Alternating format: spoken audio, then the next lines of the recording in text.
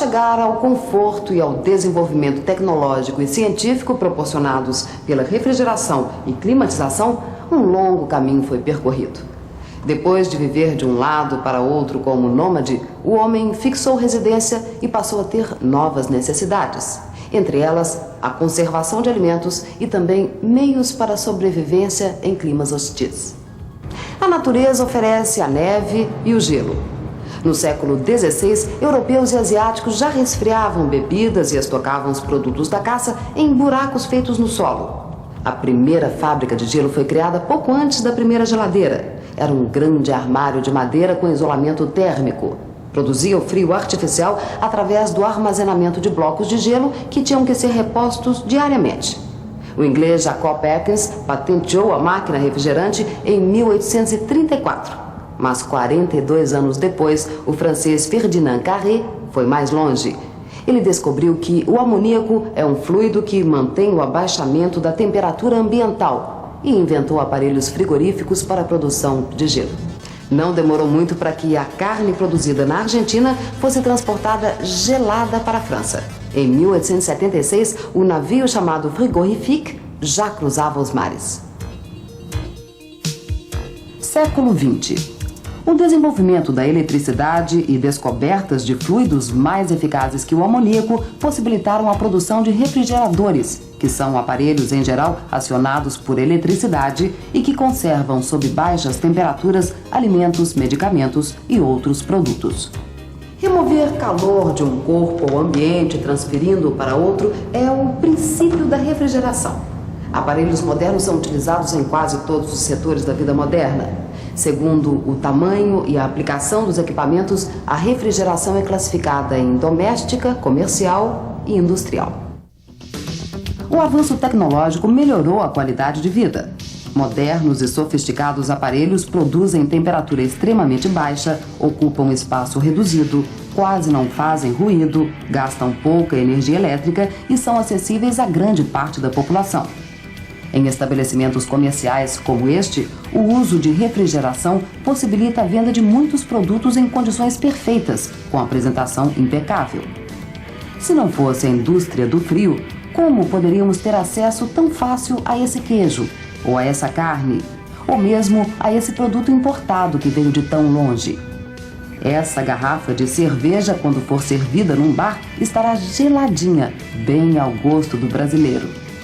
Na indústria, a utilização da refrigeração é muito importante para o funcionamento de diversos setores. Nesta indústria de alimentos, se não fossem essas enormes máquinas refrigeradoras, não seria possível a produção, já que a matéria-prima dos alimentos se alteraria com a proliferação de micro-organismos, provocando sua deterioração. Neste frigorífico, por exemplo, estão armazenadas as carnes que serão usadas para fazer vários produtos. Elas estão em instalações fixas, acionadas por motor elétrico. E o trabalho da refrigeração na indústria não para aí. Veja esses caminhões equipados com câmaras frigoríficas que vão levar os produtos aos pontos de venda e consumo. São chamados instalações móveis e também podem estar em navios, trens e aviões que transportam alimentos e outros produtos perecíveis. Esse caminhão frigorífico transporta sorvetes para várias cidades a muitos quilômetros da fábrica, com a garantia de que tudo vai chegar ao seu destino em perfeito estado. O ritmo de desenvolvimento no setor de climatização não fica atrás. Frio ou calor excessivos atrapalham muitas atividades profissionais e equipamentos considerados essenciais nesse final de século poderiam ser inviabilizados pelo desequilíbrio do clima. Mas a indústria do ar-condicionado pode controlar as condições de umidade, a pureza, a renovação e a movimentação do ar em ambientes fechados. A necessidade leva à sofisticação. E os avanços da indústria do ar-condicionado abraçam muitos setores da atividade humana. Para a climatização doméstica, são usados aparelhos pequenos, conhecidos como condicionadores de ar tipo janela, que esfriam o ambiente em regiões de temperatura alta e esquentam em lugares frios. A temperatura equilibrada contribui para o bom desempenho profissional e é essencial para a manutenção de equipamentos na área da saúde, lazer e prestação de serviços. Os equipamentos podem ser de tamanhos variados. Na climatização industrial, a escolha dos equipamentos depende do grau de interferência no clima que se deseja. Na indústria alimentícia, por exemplo, as condições climáticas ideais para o preparo e armazenamento dos produtos têm que ser asseguradas para se evitar deterioração, desperdício e prejuízo. O uso do ar-condicionado nos meios de transporte também garante a qualidade de vida.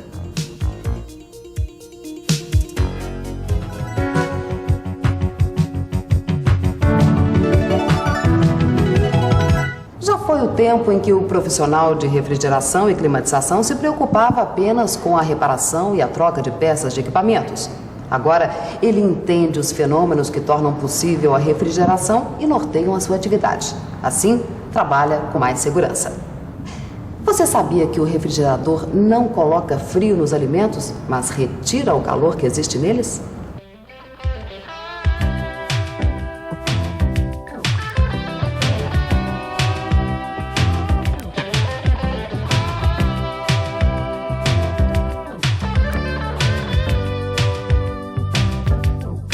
O calor é uma forma de energia que passa de um corpo para o outro quando a temperatura entre eles é diferente. E a transferência é sempre do mais quente para o mais frio.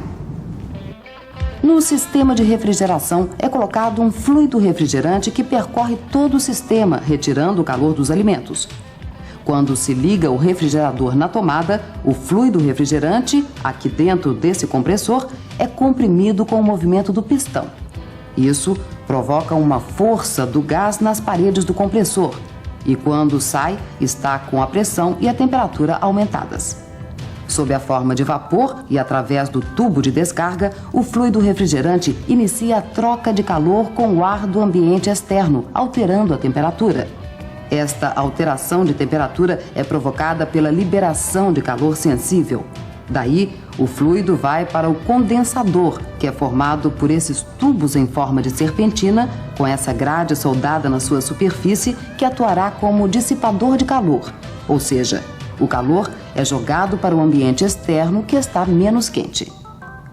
É importante notar que desse calor dissipado, cerca de 25% é calor gerado pela compressão e 75% é calor retirado dos alimentos e do compartimento interno do refrigerador.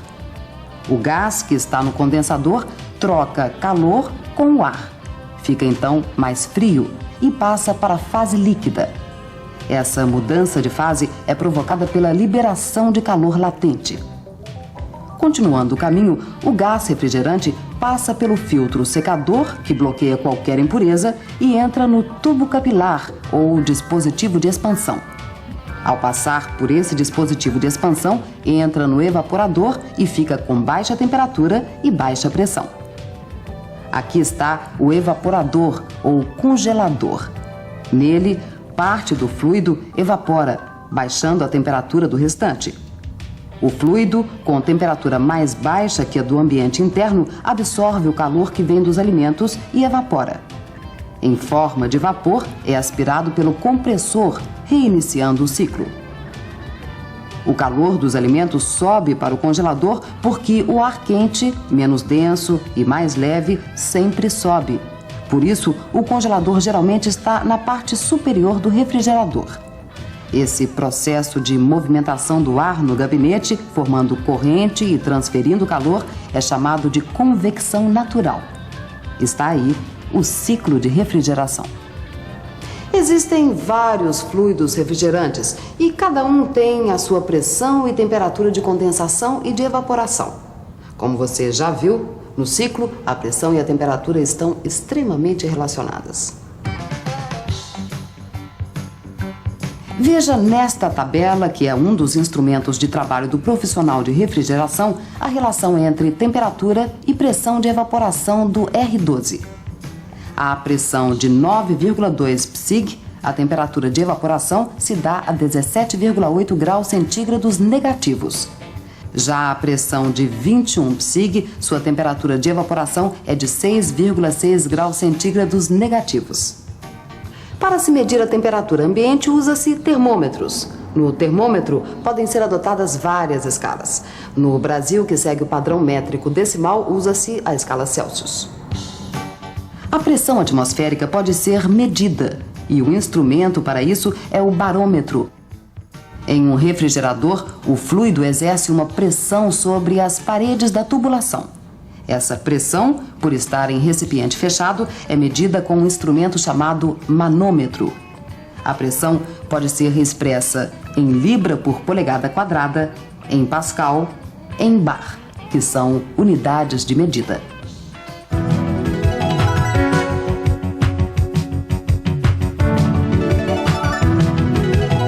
O refrigerador é alimentado por energia elétrica através do fio condutor. A energia chega ao compressor, que inicia o ciclo de refrigeração, ao termostato, que controla a temperatura interna, e à lâmpada, que acende ou apaga, dependendo do contato da porta com o interruptor. O termostato tem um bulbo ligado ao evaporador. Quando é atingida a temperatura programada dentro do refrigerador, ele desliga, ou seja, corta a energia que alimenta o compressor. A energia elétrica é, então, o ponto de partida para a refrigeração. A eletricidade é consequência da movimentação dos elétrons, que formam, junto com os prótons e os nêutrons, entre outras partículas, o átomo. Os prótons e os elétrons têm cargas elétricas diferentes. Por convenção, o próton é positivo e o elétron negativo. A eletricidade é uma forma de energia e pode ser obtida através de várias fontes. A fricção é uma delas. Quando atritamos um pente com o cabelo e o colocamos próximo a pedaços de papel, podemos observar que os mesmos serão atraídos pelo pente. A pressão, o calor, a luz, magnetismo, as hidrelétricas e a ação química são mais alguns exemplos de fontes de eletricidade. O primeiro gerador de eletricidade foi a pilha elétrica. Ela foi inventada pelo físico italiano Alessandro Volta no começo do século XIX. A experiência foi muito importante porque mostrou que é preciso estabelecer uma tensão elétrica ou uma diferença de potencial para a geração de eletricidade. Na natureza, temos a eletricidade estática. Por exemplo, o vapor de água forma nuvens com regiões carregadas negativamente e regiões carregadas positivamente. Ao se aproximarem umas das outras ou da Terra, as cargas negativas são atraídas pelas cargas positivas, formando o relâmpago. A eletricidade dinâmica é obtida artificialmente. Numa hidrelétrica, por exemplo, a água é armazenada na represa, constituindo-se em energia potencial. Ao descer pelas tubulações, transforma-se em energia cinética, chegando às turbinas, onde se transforma em energia mecânica. O gerador de eletricidade acionado transforma a energia mecânica das turbinas em energia elétrica, passando para o transformador de alta tensão. Os cabos suspensos conduzem a energia elétrica do gerador até as cidades, onde passa por uma estação de transformação para baixa tensão. A partir daí, a energia elétrica é distribuída através de cabos para as residências e indústrias, onde é transformada em energia mecânica através dos motores, em energia calorífica e luminosa pelas lâmpadas, em energia sonora pelo rádio e televisão e em produção de frio pelo refrigerador. Em um refrigerador, a energia elétrica é transformada pelo motocompressor em energia mecânica, que depois é transformada em energia térmica ou calorífica. O processo de transformação da energia elétrica em outra forma de energia é chamado de trabalho elétrico. E a quantidade de trabalho de um aparelho em determinado tempo e a partir de uma quantidade de energia é a potência elétrica. Essa lâmpada consome 200 watts e produz mais luminosidade que esta outra, de 60 watts. Elas têm potências diferentes. A corrente elétrica é o movimento ordenado das cargas elétricas. Nessa lanterna, vemos um circuito elétrico simples, onde temos o gerador criando uma diferença de potencial entre as extremidades do condutor, produzindo a corrente elétrica. A carga é representada pela lâmpada e o interruptor pelo botão, que abre e fecha o circuito elétrico. O que muda nos circuitos elétricos é a forma de ligação entre os componentes. Uma forma é o circuito em série, onde as cargas ou consumidores dependem um do outro. Se um for desligado, outros se desligarão. Na sua casa, você pode apagar uma lâmpada sem que outros equipamentos elétricos sejam desligados. Trata-se do circuito paralelo. Nesta planta elétrica de casa estão projetados vários circuitos e cada um é um ramo do principal. A corrente elétrica vai se dividir pelos vários ramos do percurso e o valor da intensidade da corrente não será o mesmo, porque existem resistências. Se for desligado um componente, a corrente deixa de circular apenas no ramo em que ele se encontra. Já num circuito misto, parte dos componentes são ligados em série e parte em paralelo. O profissional mede a potência, a resistência, a corrente e a tensão num circuito. Tudo isso é possível com instrumentos medidores. A tensão elétrica é medida pelo voltímetro. Ele deve ser ligado em paralelo entre os pontos em que se deseja medir a tensão. Neste caso, a voltagem, que é a diferença de potencial entre os dois pontos do circuito, é de 127 volts. Esse outro instrumento é o amperímetro.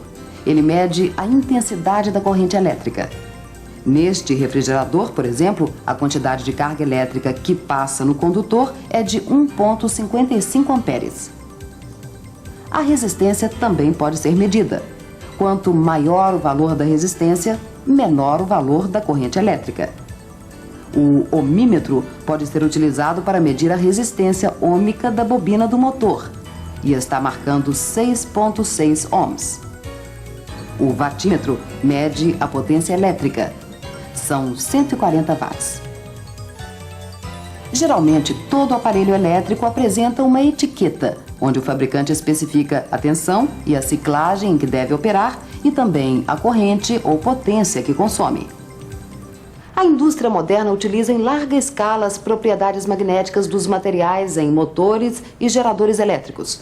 Os materiais imantados também são usados em instrumentos de medição e de transmissão de sinais eletrônicos. Todo condutor de eletricidade, quando eletrizado, gera ao seu redor um campo magnético. A intensidade desse campo varia de acordo com a intensidade da corrente que por ele circula. No motor do compressor, as bobinas são usadas para se obter um campo magnético mais potente. Elas são ligadas a uma rede elétrica e formam um campo magnético girante, que movimenta o rotor, que por sua vez movimenta o compressor. No núcleo da bobina, o material usado é ferroso. Bobina mais núcleo de material ferroso constitui o eletroímã.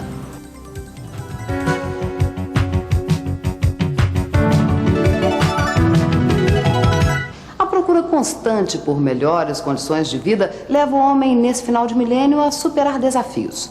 As tendências da refrigeração e da climatização mostram que alguns deles já estão resolvidos. A liofilização é um bom exemplo.